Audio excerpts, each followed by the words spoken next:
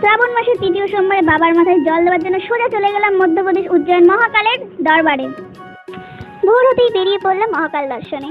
সেখানে বাবার মাথায় জলাভিষেক করার পর মন প্রাণ যেন সত্যি শান্ত হয়ে গেল। এক আলাদা অনুভূতি যেন শরীরে শিহরিত হয়ে উঠল। মহাকাল দেবীর এক ঝলক পাওয়ার আশায় প্রচুর দর্শনার্থীর ভিড় মন্দির জুড়ে। মহাকাল দেবীর মন্দিরের পাশে অনেক ছোট ছোট শিবলিঙ্গ রয়েছে, যেখানে অনেকেই জলাভিষেক করছে। ভক্তরা তাদের প্রার্থনা ভগবানের কাছে পৌঁছে দিচ্ছে। मेरे सर पे आसमां सा बाबा तेरा हाथ, मेरे लिए तो सबसे पहले मेरे भोलेनाथ। मेरे सर पे आसमां सा बाबा तेरा हाथ, मेरे लिए तो ভিডিওটি ভালো লাগলে অবশ্যই লাইক, কমেন্ট, শেয়ার আর চ্যানেলটি সাবস্ক্রাইব করবেন।